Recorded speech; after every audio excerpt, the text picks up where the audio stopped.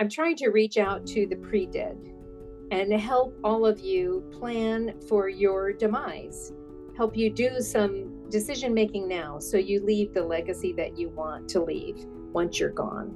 Welcome to Women Leaders on the Move. I'm your host, Natalie Benamou, and every week I bring you interesting stories and insights to help you in three categories of your life, whether you're looking to land a board role, expand your business, or become an entrepreneur, or finding out what's next and living your fullest, most vibrant life. And that's what we're going to be talking about today with my guest. I'm also the founder of Her C-Suite, a thriving network community of ambitious women coming together, meeting, engaging, and thriving in an unusual way. We create an ecosystem of opportunities. And in fact, my guest today is a representation of that. Cyndy Wulfsberg came into Her C-Suite as a member of Hope Mueller's group, and she's got 3 inside Her C-Suite as a author and publisher, Your Whole Self. And I was amazed and met Cyndy. And then I collaborated with Jen Pastikas on Cyndy's new website. And today we are going to be talking about her new book that she just launched, Ghost or Guardian. She's a best-selling author of this book, Ghost or Guardian. It's a guidebook for the pre-dead, which is for everyone considering mortality and what to do about it. The book addresses so much more than legal documents. Although those are important, this book gently and humorously guides you through broader life considerations so you can take your leave as a guardian or hunting ghost with no regrets. She's had an incredible career, an arc of a career that we're going to talk about, and also the way that she approaches life and how she helps people rethink what they think about with mortality is truly unique. I cannot wait for you to hear Cyndy's story, so let's get started now. Cyndy, I'm so excited to welcome you to Women Leaders on the Move today. Thanks for being on the show. Thank you so much for having me. I'm looking forward to it for sure. I have had so much fun getting to know you over these past few months, and first through your book, which we're going to talk about, and then all the other things. But for our audience, can you share a little bit about yourself? Because your background is so interesting. And then we're going to really dive in deep about your book because it's going to help a lot of our listeners, I know. But let's talk a little bit about what brings us to this moment right now. Well, I've been a lot of places and done a lot of things. So I am the epitome of an eclectic background, right? I was an Air Force brat and moved all over. I've done many sorts of work in different places and in education and in sales and in conflict resolution and in teaching. So many, many different things. But at this point in my life, I'm excited to see what's in my file cabinet, right? I've always written throughout my life, and it's been sort of my own personal therapy.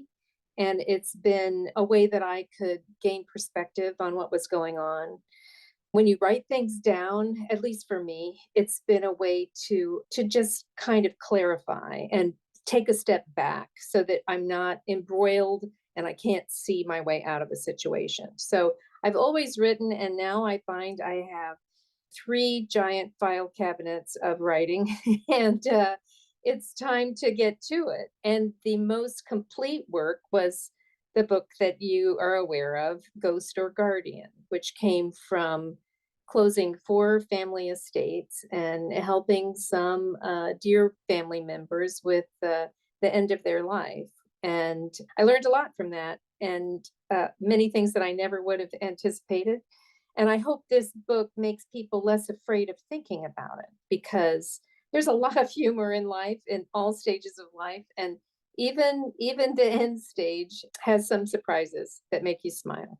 I was just talking about this, about things that make you smile, and which reminded me because we were about to have this conversation I shared before we started with 2 friends of mine that are also in Her C-Suite, and they were sharing symbols or things that come across us after the person has passed, and they shared beautiful stories. And for me, my mom died a long, long time ago, but the cardinal is something that that I associate with her. When I'm thinking about her and I see a cardinal go in front, I like to think, well, that's mom. She's just letting me know she's around, and I feel good. So when we think about all the things that you talk about in your book, I read your book and I was like, oh my God, this is so good. It's so helpful. And we don't think about the things that you talk about in the book.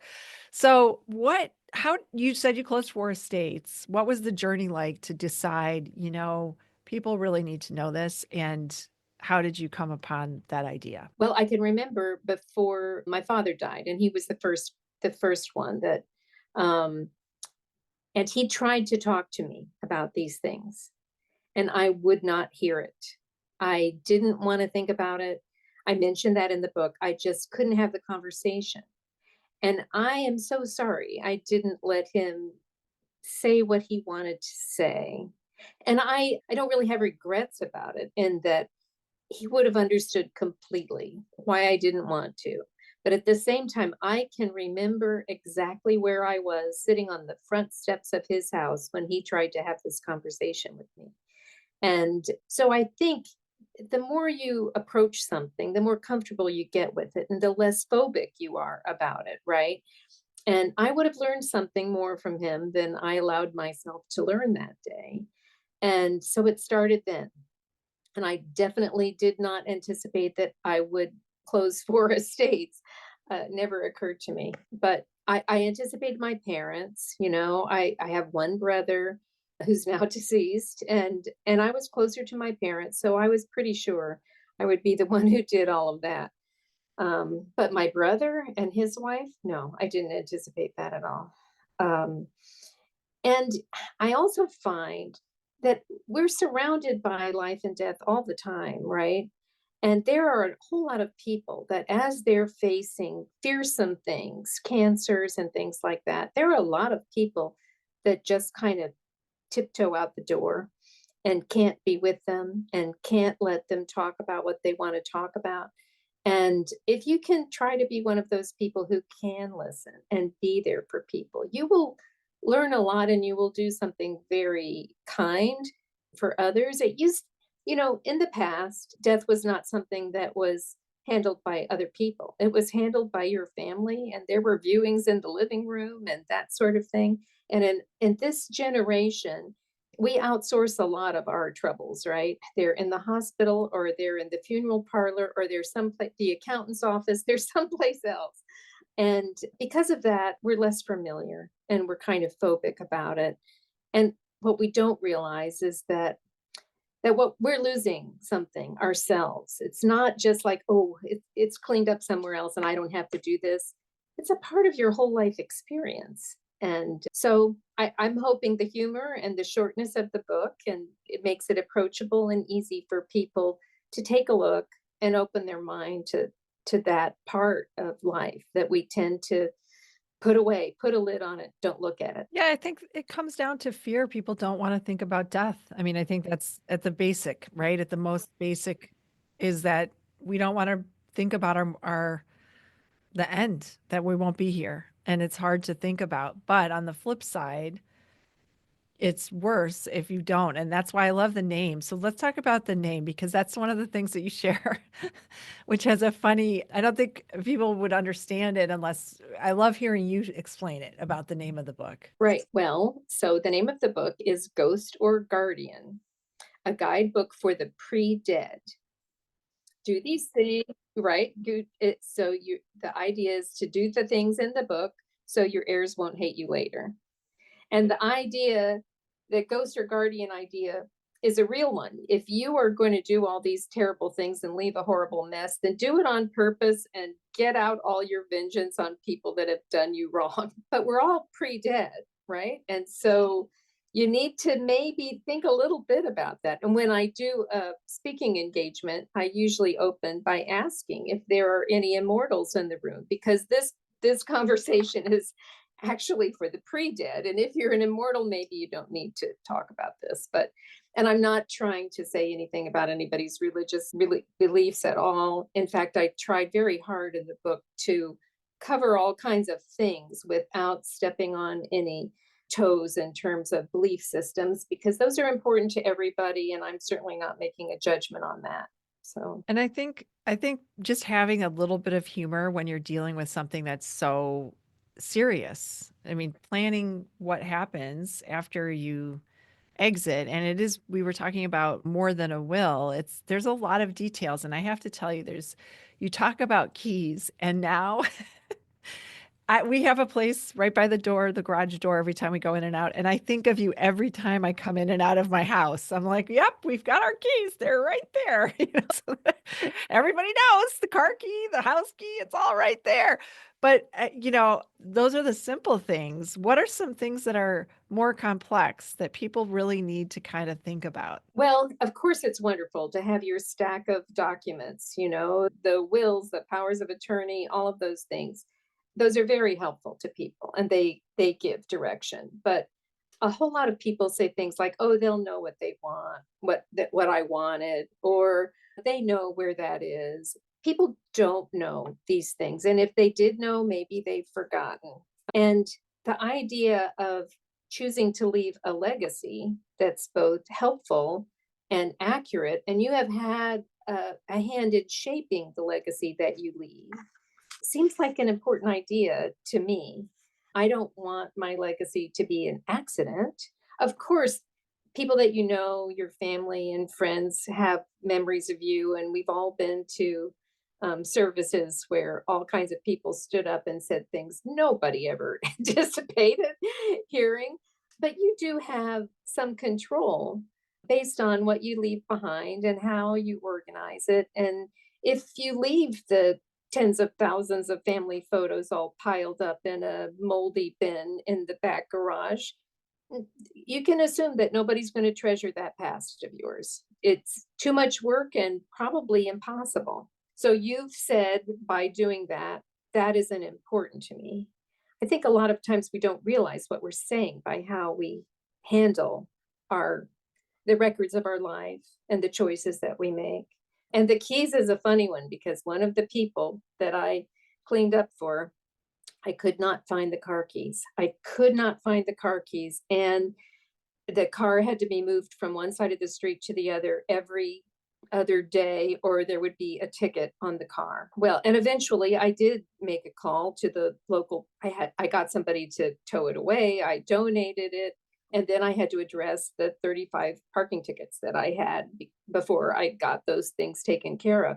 I mean, that dear person never intended to haunt me in that way, but let me tell you, that was a curse that if he wanted to do that, he should have planned it. He should have said, Cindy's been kind of a pain. I think I'm going to make it hard for her to find my keys, right? Oh my goodness. Yeah, the keys are, I mean, and we're talking also about the keys to like making things easier. So, as a metaphor, so what are the things, and I know that you have wonderful resources that if you go to your website, which will have all the information at the end, and you can find and sign up for Cindy's wonderful newsletter and also get these resources as well. But what are some of the things?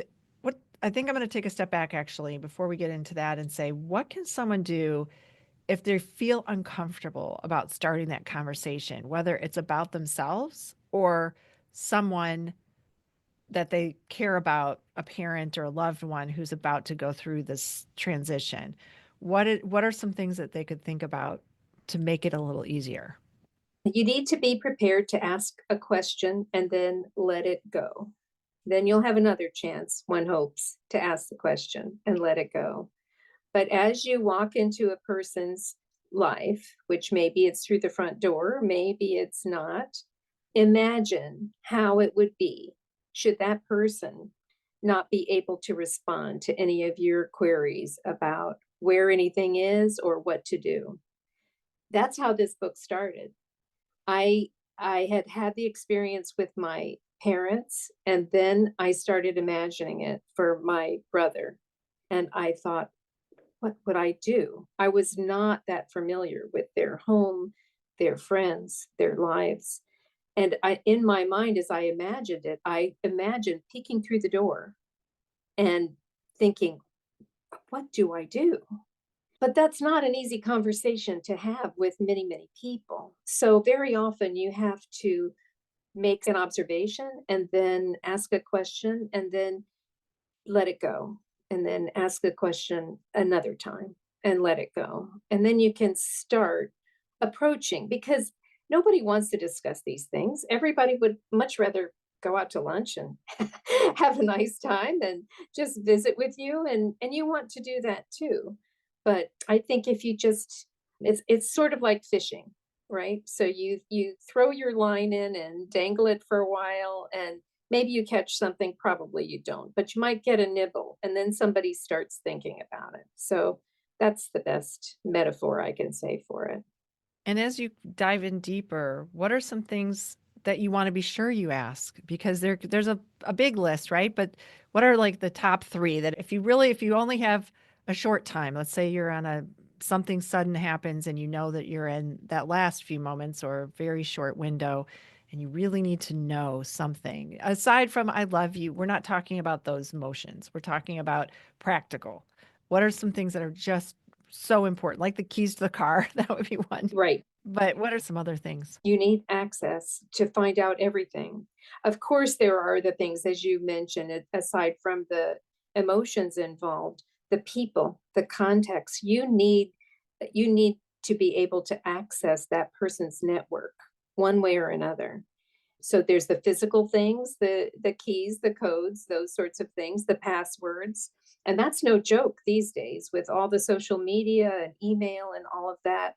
They may not even know. How many people do we know who have a drawer full of passwords? Most of them are probably expired, not current. But at least you have a place to look. But the human network as well. If you want me to call somebody today, who would that be? How do I do that?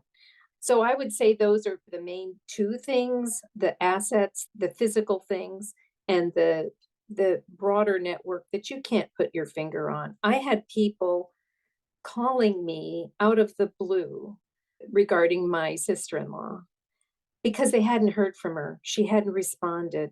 I didn't have their addresses. I didn't know how to reach out to them. Eventually, they did all this research online to try to find me and to make sure she was okay. I learned so much about her from those contacts. They were so dear. I mean, I got to know her more after she died in a way than during her lifetime because she was very reticent, didn't talk a lot about herself and a lot of people don't remember things until something, springs a connection. So, I think those are the main things, the human network and the physical access for sure. Yeah, I'm thinking about there's someone that I know that passed, it's been a while now, on LinkedIn. And I know a few people that have passed and their profiles are still on LinkedIn and they don't say anything like, and so it'll be like, oh, it's her birthday, and you're like, no, it's not. Like you're just so, and it's, I mean, it's a nice reminder of that person and to think of them, but it's also sad because I feel like, wow, you weren't able to even update to make some kind of accommodation. And I think that's one of the things I'm thinking about, a question of like, do you want to be still on some of these networks and have it say that you've passed, or do you want to be deleted? Right? Maybe you don't want that hanging around because it's strange for people that are. Right, right. And you have to help people consider those things. So, if you're deleted on LinkedIn, what does that mean? And if you put a statement on that says, Sally passed away on this day and this time, and if you have any questions, contact here. The one that really terrifies me is there are plenty of people that I know on Facebook, especially, whose accounts are compromised and I'll get emails, Sally has some sad news and you should do this and this and this. And I can imagine people doing those things when I know she is no longer with us. So you don't want to subject your friends and contacts to all sorts of hacking schemes and mechanisms. So as hard as it is to make a choice about those things, does that mean maybe you need to download, 1,000 photographs that mean something to you? Well, yeah, that's exactly what it means. But if you don't, and if you don't contact people or don't put something up and say, this person is no longer walking around on the planet, then you might subject them to some real risk. And you would never want that. Certainly, your dear ones would not either. It's just so hard these days. I mean, you have helped me. I'm starting to spread my social media wings all over the world here now. And as I'm doing that, I'm thinking I better leave some notes here. Right? The more places we are, the more notes you need, I think. That's right. But think about it as backing out the door. How am I going to back out the door? Right. So I think we all can spend a little bit more time doing that without it being morbid or sad necessarily. It's just cleanup. That's all. Just cleanup. Well, speaking of cleanups, you do talk a little bit about that. And I think people don't know some of the details, and it's not always great, right? About what happens in the details. And no one talks about it. I mean, a doctor doesn't tell you like this is what's going to happen when you take your last breath. Here's what your body's going to do. No one tells you this. And so what you walk in on, maybe if someone has passed, may not be what you're expecting. And so, how do you even know about obviously reading your book, you'll know about it, but what's one way that you can prepare yourself if you know that you're walking into one of those situations? Is there any advice you can give to someone to be like, okay, I know I'm going to walk in and I might see this or this might be the situation. I'll tell you who knows all of these things is every hospice worker that there is. And they are the people who are most at ease talking about these things. I was at my dentist the other day and was talking about the book, and he said, "Oh my gosh, we need that. We're 50 and we wanted to get all this squared away. So when we pass away, there can be a neat little box and the kids know just what to do." And he said, "My wife is a hospice worker," which I didn't know. So I'm looking forward to meeting her. But in my experience, those people are sainted people and they have seen so much more than any of us have seen.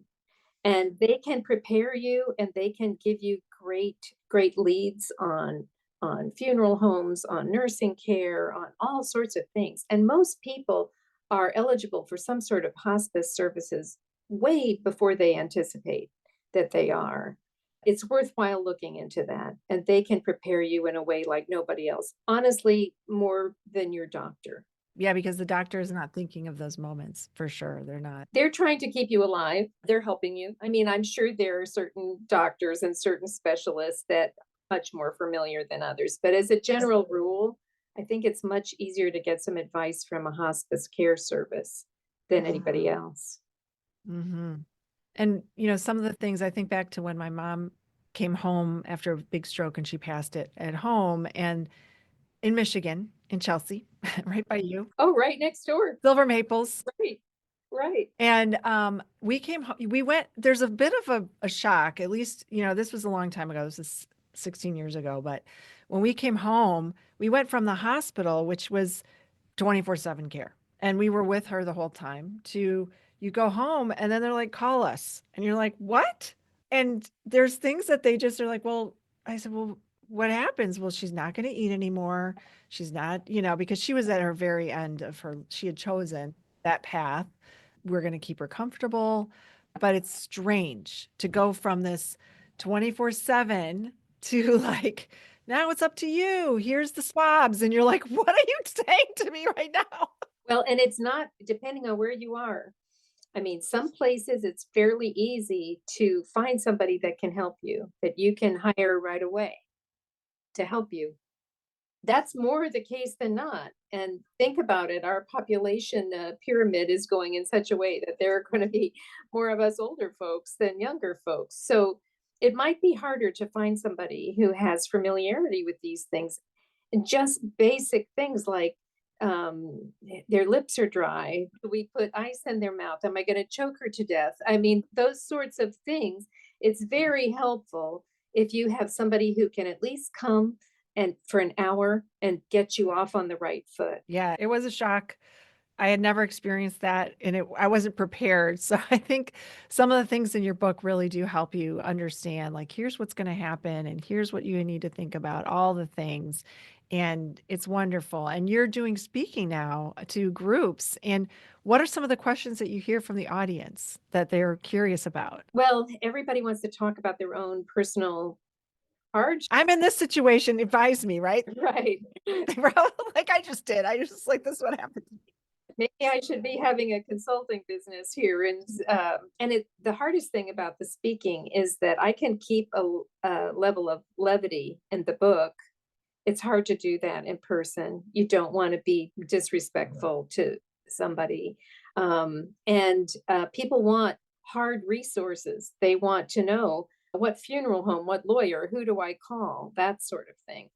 And I don't think I'm going to end up having the giant database on all of these things for all of the states, but I can point people in the right direction, I think, at this point in time so that they can find those resources themselves. Most of the time, you have people who know, who have some recommendations. It's just none of us speak about it. We don't want to talk about it at all.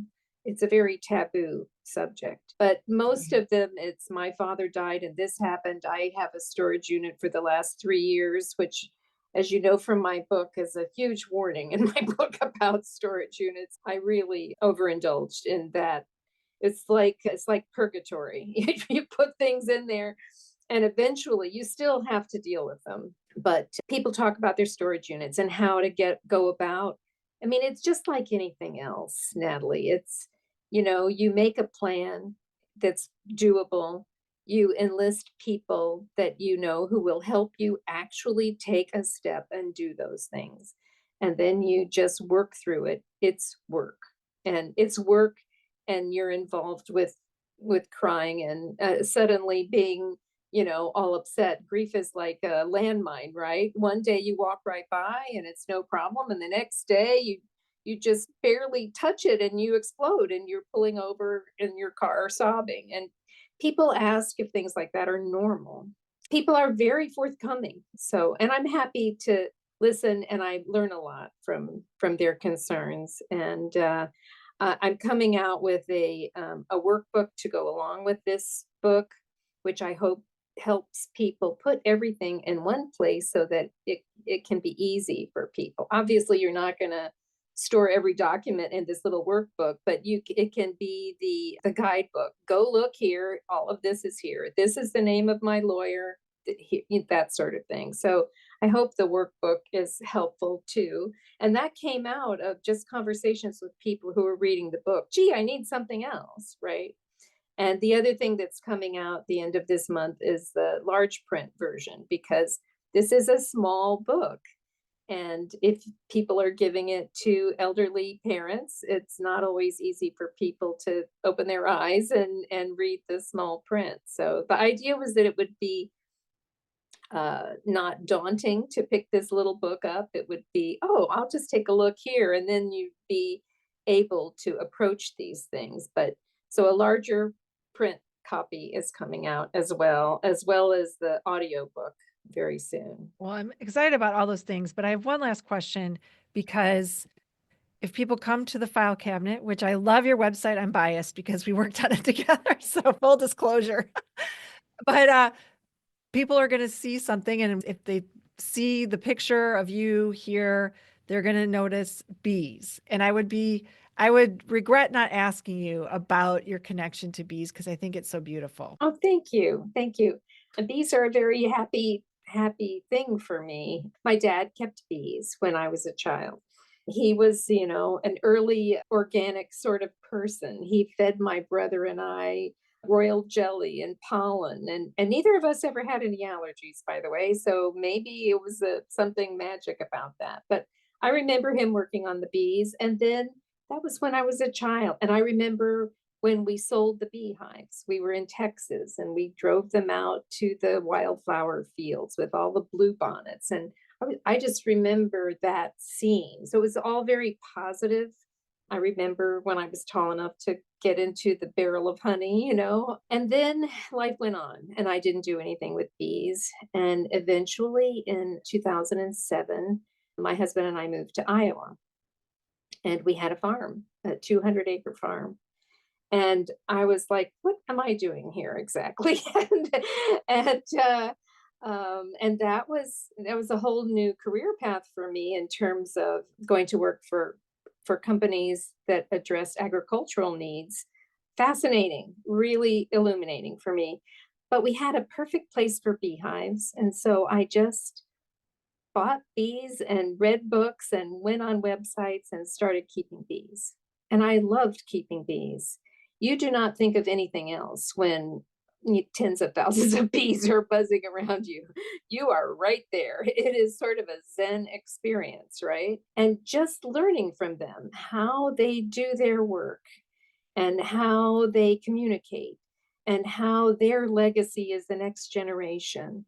And it's all it's a natural process. It brings you back. Our lives are so complicated and so dressed up and so groomed, right?